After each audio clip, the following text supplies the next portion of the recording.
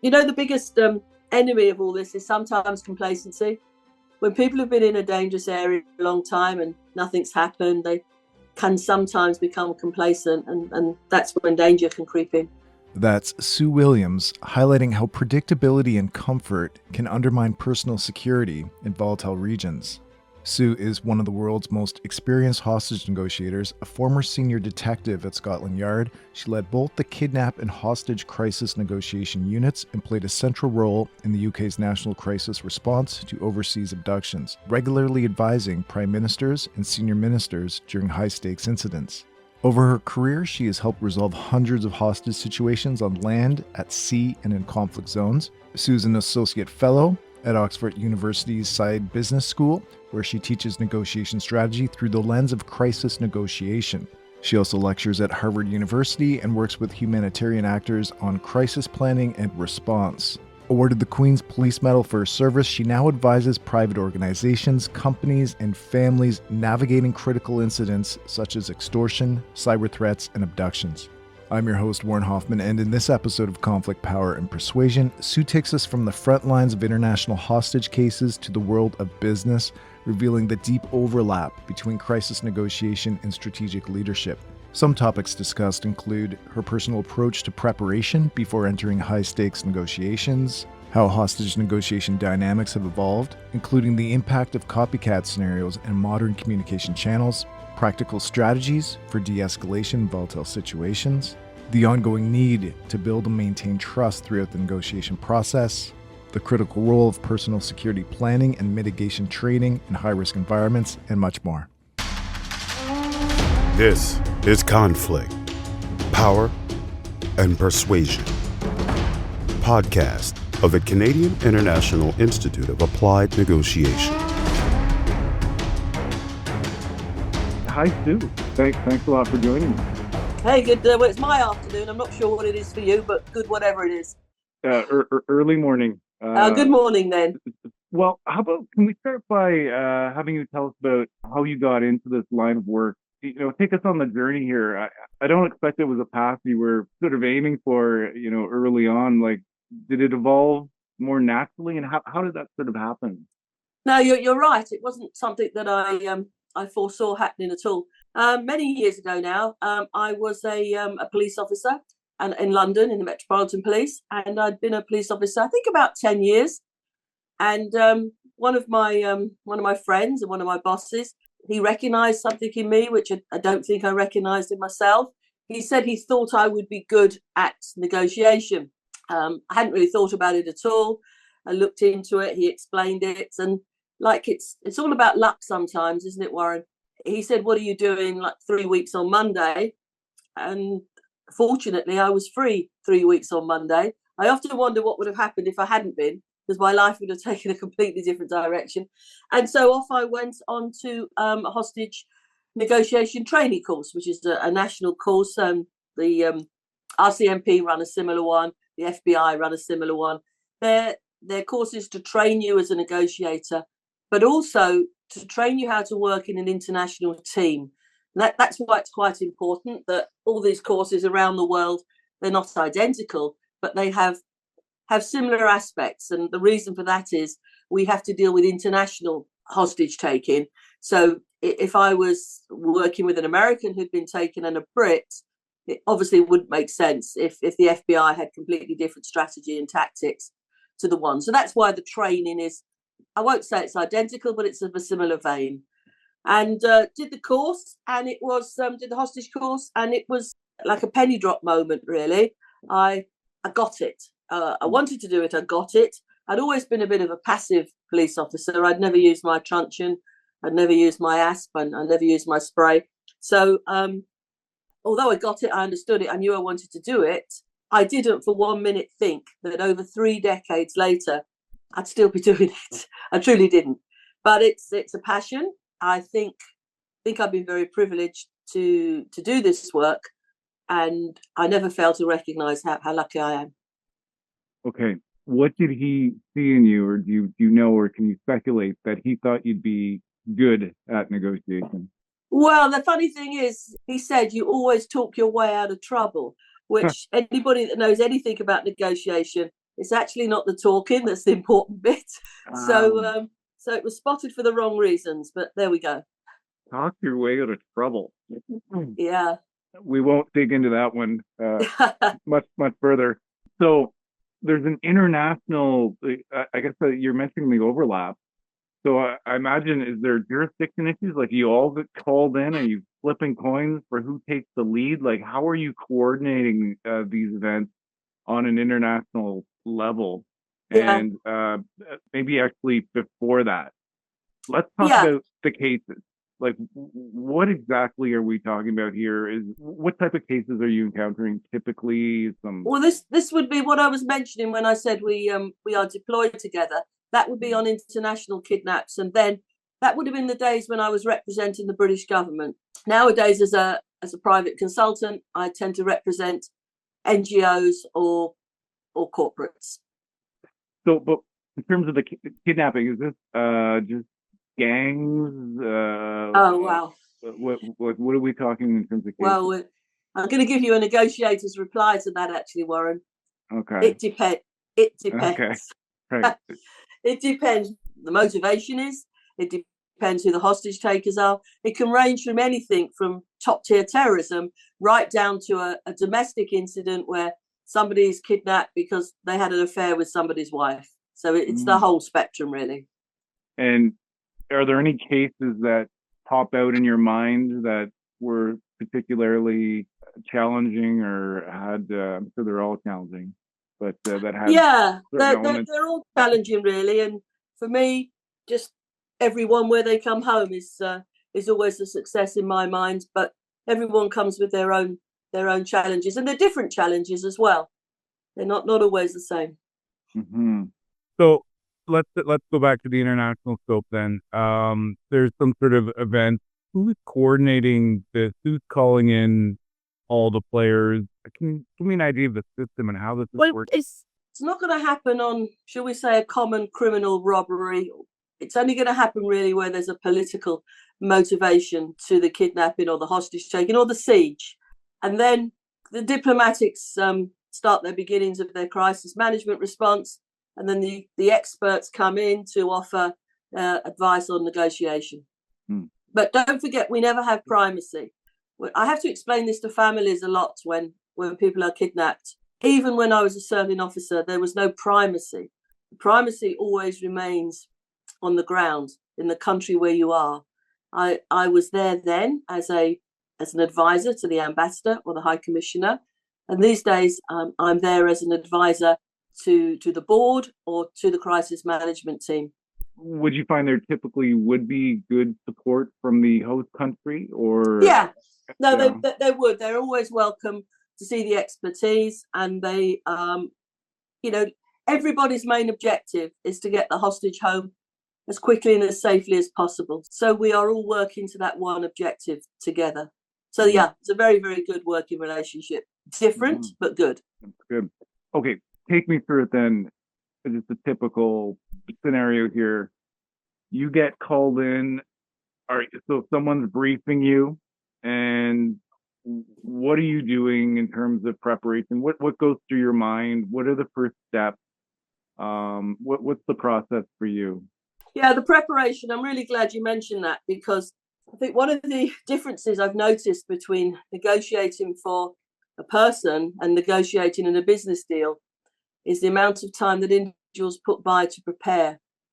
Obviously, when somebody's life is at risk, you really do have to prepare. And so it's all about what's happened, what's their motivation, what's their capability. So you're trying to find out everything that you possibly can about the hostage takers. Then obviously you've got to risk assess the situation, but we need to find out about the hostages as well, because they could be on some medication, they could have been hurt in the abduction. So we have to find out how they're doing as well, if we can. I want to get into the business aspect later, so we'll leave that to the side for now. So you're getting information, and okay, what's next then? When you actually, what does engagement look like? Are they Do you decide to reach out to them? Do you wait to be contacted? I know every situation is different, but you said there was a lot of overlap in the training. Yeah, What's typical protocol for engaging? it depends on which stage you're called in. Sometimes you're called in when the people are just missing, but we suspect they've been kidnapped or abducted. Sometimes you're called in when the response has been running for a few days. So it really does depend at what stage of the incident you're called in. So what we want to do is we want to attract some sort of communication. So we can do that by tasking the community. We can do that by placing adverts. We can do that by making it clear we're here to listen and that we want to help and we want to get the person out of the dangerous situation they're in as soon as possible. That would involve then taking it public. Sometimes, yeah. But these days, really, Warren, when I first became involved in this type of work, kidnap responses were very quiet. They were very below the wire. Nobody knew that they were going on. And quite frankly, that's the easiest way to respond and the safest respond. But those days are long gone now. There's lots of things on social media. There's 24/7 news. So whilst we would not be advertising that we were dealing with a kidnap and we would not be advertising the wrong message, we would be actively looking for a missing person. So that could be the start. But sometimes, let's say there's been an abduction in the marketplace. Well, we know then where the starting place is. So that's a different start than when somebody is just missing. Your starting point is different if you don't really know where they are. But if there are lots of witnesses that were seeing them taken from the marketplace, then you know where you're starting. Okay. So you've engaged. What step one? Is there training or protocol? What are you doing on the first engagement? It's very much not negotiation then, Warren, it's communication. You are trying to find somebody to communicate with. So you're doing your plans, you're doing your risk assessment, you're doing your research, you're learning everything that's happened up till now, and you're trying to find out, that expression, proof of life. I never use that with families, actually, because I just don't think it's a very user-friendly expression for families. But we need to find out when our last proof of life was, and that's another starting timeline for us. And then we have a digital proof of life these days. So that's obviously not foolproof because anybody can get a digital, but it's a help sometimes. So we find out the real life proof of life and the digital proof of life, and that's our starting point. And then my job these days is to make my recommendations to the crisis management team, the type of negotiation strategy, how we begin a negotiation, how we attract a negotiation is probably a better word. Yeah, how we attract a negotiation. That would be the early stages. And the proof of life, imagine that's getting even more difficult with AI. I mean, tell me about it. Yeah, it is. I can remember we just used to say, what was the name of your first pet? And nowadays, everyone's got a picture of that first pet. So it's really not good anymore. A good proof of life question translates easily to another language. It's not political. It's not religious. And possibly it shouldn't show Western decadence. Can you go a bit more on that one? Well, what was the colour of your first Ferrari may not be a good proof of life question because it's an indication that you've got lots of money. Gotcha. Okay, let's say now you're directly engaged. Are you typically communicating over radio, over phone? And this has probably changed over the years as well, right? It has changed over the years, and the size of the phones has changed. I can remember satellite dishes used to be really quite huge pieces of kit. And you used to have to open up this umbrella type thing and try and find something in the sky. They're really quite small now, and so it's a lot easier. But sometimes it's over email, sometimes it's over text messages, sometimes it's over the telephone. So you really have to go with the medium that they choose. What are you personally listening for, looking for in their communication? Like, imagine you're trying to gauge where they're at. And no, not so much these days for me. When I was working for the government, obviously that was a priority because you sometimes had military backup. But for me nowadays, it's around trying to engage in a communication. It's about trying to assess their capability and their motivation, and it's about trying to have an understanding of how the hostages are. But I would never call them hostages, because that's part of my job, is to personalize these individuals and to remind the hostage takers that they are not a commodity. They are somebody's sister, somebody's granddad. And so therefore we need to try and create some empathy, and you create empathy by humanizing those people there with you. So we work on that. And then of course we have to check their health and welfare, because like I said before, there are many reasons why we have to deal with quite vulnerable hostages. What would be some big red flags for you off the start? Threats to violence, really, and the beginning, I would say the beginning of a response, when things haven't settled down to a nice equilibrium. You know, it's everybody's quite high on adrenaline, everybody is quite frightened. So I think until things settle down, that can be quite a dangerous time as well. Okay, so you're engaging, you're assessing their capabilities, their motivation, and then early on trying to establish empathy. Is that right? Like that's sort of a relationship building. Yeah. First of all, I would suggest it's relationship building, and then trying to find out what this is all about. And actually, Warren, you have to peel back the layers a bit, because it's not what they want you to think it's all about. You have to get their true motivation. Do you have any examples of that, like where if they were given an excuse, that maybe they might be saying it's about the environment, but actually it's not about the environment. They want money. Is that a layer it usually goes to, money? It truly does depend. It's not always about money, no. And of course, don't forget, it can't always be about money, because there are some very serious offences in certain parts of the world, working with certain groups of criminals and terrorists, that you are actually not allowed to pay money. So we obviously can't break the law, and it's something that we have to work around, in as much as what else can we offer, what else can we do. So in terms of the rest of the engagement, are you following a typical structured process, similar to how a mediator moves through a process, exposing issues and interests? I've dealt with literally hundreds of cases, and unhelpfully there isn't a script about exactly what's going to happen next. It would be good if there was, but I guess what I can say is that you always know you've got a starting point, which is what I explained. It's either a proof of life or an abduction, so you know you've got a starting point. Then hopefully you've got some communication eventually. It may be quite quick, or nowadays it tends to be a little bit longer. And you hope that communication eventually leads to negotiation with the right people. Copycats and fake kidnappers are quite common nowadays. They didn't used to be, but they are now. And so you have to spend a little time making sure that you are talking to the people who can really impact and influence that release. And so we go from communication to hopefully meaningful negotiation. And that's when the hard work starts, I think, to be honest.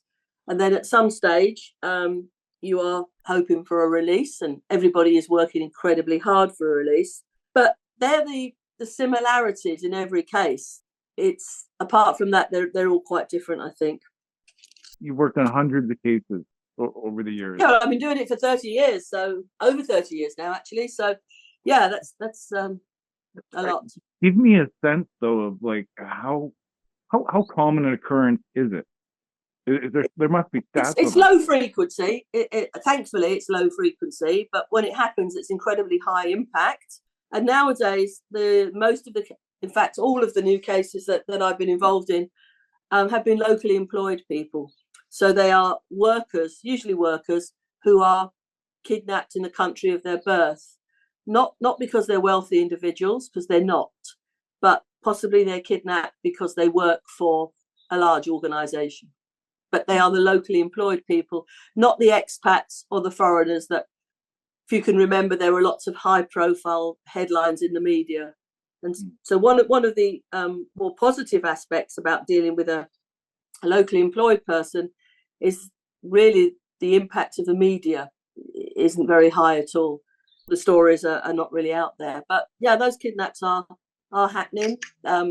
Again, with locally employed, they tend not to go political. They tend to be of shorter duration, and you tend to get quite a lot of local information about them and the situation. Tend not to be political, yet they're targeting NGOs. That's because they have a lot of locally employed people working in high risk and vulnerable areas. Yeah. But not just NGOs, but obviously they are at risk. Mm-hmm. Okay, you said then you're looking to get into meaningful negotiations. What does that look like? Are you, say there's a monetary value, are you getting into distributive negotiation, bargaining on, like what do your negotiations look like? Well, again, we're making sure that they are taking as best care as they possibly can of the hostages, and we're reminding them how important it is that they do take good care of them. And we just want to, we're in listening mode. You don't start off in talking mode in any type of negotiation, really. You know, 2 ears, 1 mouth. You start off listening and finding out what it's all about and trying to understand them. And what's really important here, Warren, is you understand without the benefit of your opinion. So you withhold your judgment. It's not going to be helpful at tense moments like this if you have an opinion about what they're doing or their group or any aspect of it. Difficult. I've got used to it. I've got used to it now. Like, would you find that some of these kidnappers are relatable? Like, you understand their plight, or is there some? I know hundreds of cases. It's hard to lump them all together, but would you find some that really had? I mean, you can't agree with what they're doing, but I mean that if you're withholding your judgment, that you connected to them on a certain level, and I'm not talking the Stockholm syndrome or whatnot. This is in terms of the negotiator. Could you distance yourself? You distance yourself is something that you probably can't do, because you have to throw your heart and soul into getting them to like you. If you're going to influence their behavior in some way, you have to work very hard at understanding them, getting them to like you. So being remote or keeping a distance isn't going to work. They are a means to getting the hostage home, and that's the way I look at it, really. How do you handle that? It's got to be difficult. Just a ways to a means, and that's the best way to look at it. It's just the process. It's the pathway to achieving the objective. And you're not acting and displaying empathy. You're actually feeling it and really being genuine and open and trying to make that genuine connection, opposed to more of a superficial. It can't be superficial. But of course, don't forget, sometimes because of a language issue, I will be working through interpreters. Yeah. And then sometimes I will be coaching. It's called hand holding. I will be coaching a person who is the communicator. That's usually somebody who works for the organization, has a connection with the organization, but speaks the dialect of the people who are holding the hostages. So it's around making them feel safe, reminding them of the level of their decision making, and anticipation. A lot of it is anticipation, what the next call, what the next contact is going to bring in. So it's a bit like playing a game of chess, Warren. You just don't play one move and not think about the next one. You're always thinking about the next one. I think that's a good point to shift gears to some strategies or approaches you use. And one that pops out there is, how do you create that connection? And I'm sure there's people that do business deals all the time with interpreters and whatnot. How do you create that connection with that layer of distance between you and the other individual? Well, don't lose sight of the fact that they want something. This is a process. A negotiation is not a one-off. It's not a one-off meeting or a one-off conversation. It's very much a process where both sides want something. Using strategic silence here. That's very useful in negotiation, the silence. That's one of the skills, is to be able to hold the silence. Do you find you use silence quite, again, with the, but we'll leave the language situation out of it, but one-on-one is like silence. Yeah, silence. Silence is a very useful tool in the box for many reasons. you can actually make a statement and then create this void, create this pause. So your last statement sinks in. It gives you a moment of reflection. And sometimes it actually allows your counterpart to think about what they've actually just said. And perhaps it wasn't the wisest thing. So, yeah, a silence is a tactical silence. And it is something that we work for, yeah.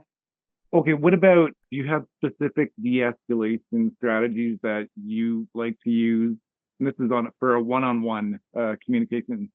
Yeah.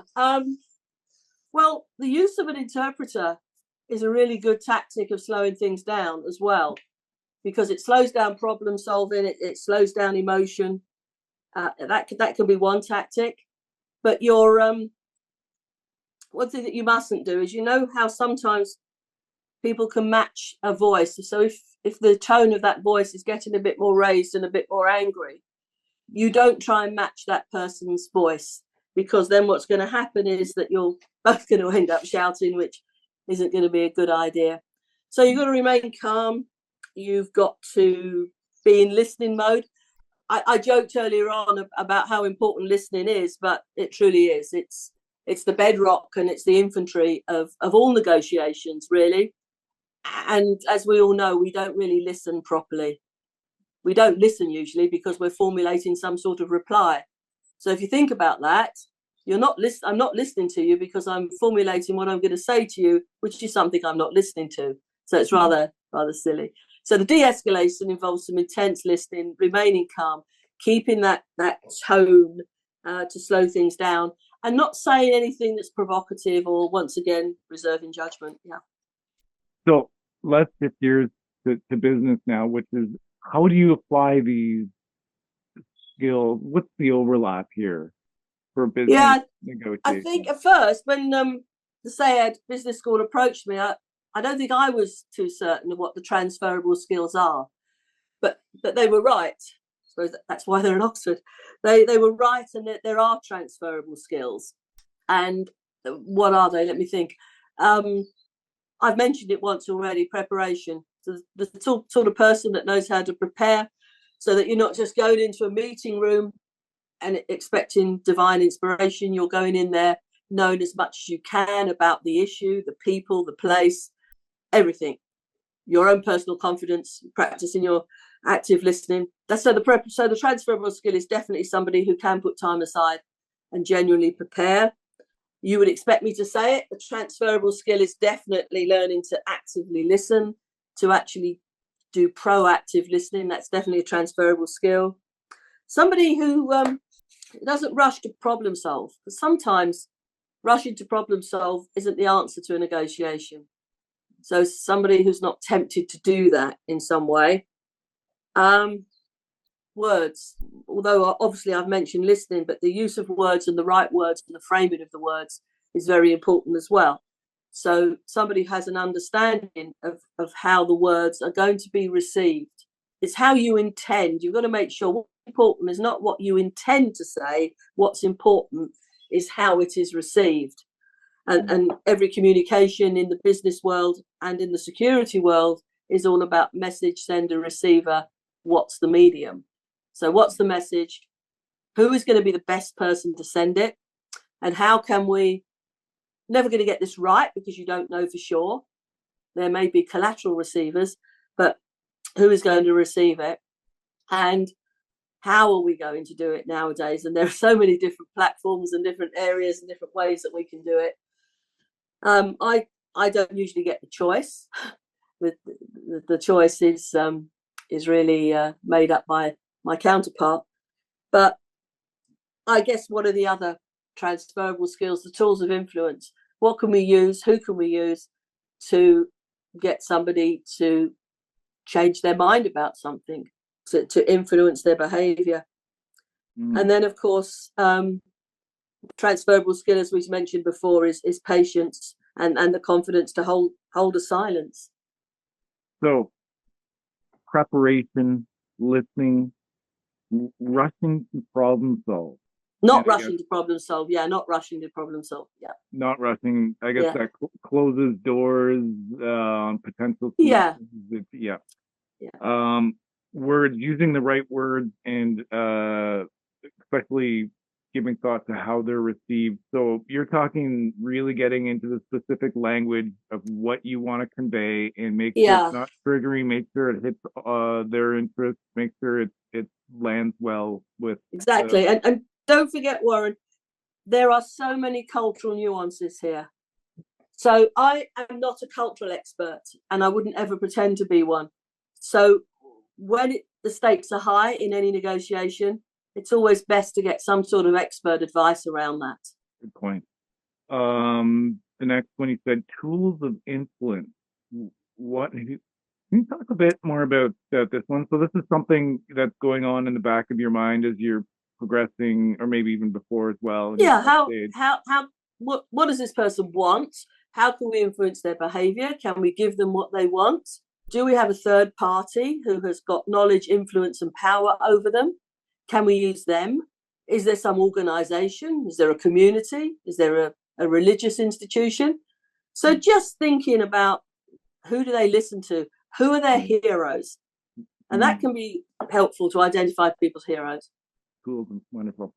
And then patience and silence. So trust and empathy not on your top 6 list here, or is that just something that's embedded throughout? Yeah, I think it's embedded with the listening, because when you're doing that proactive listening, empathy and rapport come naturally, I guess, and that helps towards trust. I have actually forgot to mention one transferable skill, and that is trust. Trust really is the lubricant of any negotiation. We want to do business with people we trust. We want to be in the company of people we trust, and trust is a very valuable aspect of any relationship. So try not to lose it. Yeah. If you do lose it, it's very difficult to get back. But if you do get it back, it's a bit like a glass, isn't it? You put it back together, but it's never quite the same. Mm-hmm. So trust, empathy, rapport, trust, getting somebody to like you. And that's the first hurdle, is once they like you, you have to ask them to take that big leap and to trust you. Mm-hmm. Is that the quickest way to trust then, is building through empathy and rapport? So the listening piece, back to the listening piece? Yeah, sometimes it can be. It depends on the culture, but a fast track way to, obviously this isn't going to work every time, but sometimes a fast track way to get somebody to trust you is if you reference somebody or some place or some experience, a shared experience. So if you both reference somebody that you know independently, or if you can reference a place that you both had an experience of, or if you've both done something in life or got a shared experience, they can be a little bit more of a, it's not going to be instant. Nothing in my world is instant, but it's going to be a baby step towards building trust. Yeah, especially with trust. Time is such an important component there. It is, yeah. And with some cultures, the relationship building aspect is more important. I would suggest the further east we travel, then it's more, the relationship building is more important than perhaps in the West. That's a great list. Would that list sort of distill the training as well? I mean, I know the training would be more comprehensive, but would those be the core elements? Yeah. Yeah, I think with the commercial negotiation, more so than the security, we're talking more about multi-agency negotiation, because you've usually got more to negotiate with when you're in business. But normally with the Kidnap security side of negotiation, there's not that multi-agency negotiation dimension. There's a lot of stakeholders, and that's one of the early actions that you do, is you identify who are the stakeholders in this, who are going to make matters better for us and help, but who has the potential for making matters worse. And your stakeholder list starts off as quite a small spider, I think, in the beginning. Depending how the response goes, your stakeholder list can actually get quite large as the days go by. Let's shift to practical tips or words of advice for, let's say, I'm sure many listeners are working in high risk environments, although you did say a lot of the kidnappings are with locals, but what sort of precautions could you recommend to them, and any sort of advice or tips if something happened, or if they were in a situation that they felt something could happen? What would you say from your experience? Well, if they're in high risk areas, Warren, then they should automatically have a good security plan in place. They should automatically have response plans in place. They should have an identified team at the crisis site or in the region or in the head office if we're talking about an international organization. So they should have those things in place. Mitigation, perhaps kit, mitigation, perhaps training, and making the people aware. Sometimes when I've debriefed former hostages, they've been quite surprised that their organization managed it so well, because they didn't know that their organization had actually even thought about the possibility that it could happen. So you can't, and it would be wrong for you to share all your response plans and aspects of how you would respond. But I think that's a separate thing from actually briefing your staff and say, look, we're going to do everything we can to make sure it doesn't happen. But if it does, we have thought about this and we have got a plan, and making people aware that their family are going to be looked after, making people aware that there will be liaison with authorities or with government in some way. But if they are in that seriously high-risk areas, hopefully there'll be training like hostile environment training or conduct after capture, so something like that. But the biggest enemy of all this is sometimes complacency. When people have been in a dangerous area a long time and nothing's happened, they can sometimes become complacent, and that's when danger can creep in. What, in a nutshell, might be in that mitigation training? Like, if you had to distill a couple of key components, let's just say anyone who's traveling in a risky environment, like, what would be some key components for a mitigation training for someone? Just some basic training, de-escalation training, how to talk yourself through a roadblock, what to say if the worst does happen and you are detained in some way, knowing your rights, having the right phone numbers on your person, that sort of thing. Yeah, being prepared. Okay. Yeah. Okay, I want to wrap up by hopefully tapping into your wisdom in a very concise manner here by asking, what's one lesson that took you years to learn, but now states how you approach conflict or negotiation? Let me see. I think tough one. Yeah, I think it's when you think you can see the finishing line and you think that you're winning. Yeah, you're not crossed that line. You think you're close to it, but something can happen that can put you back days, weeks, months sometimes.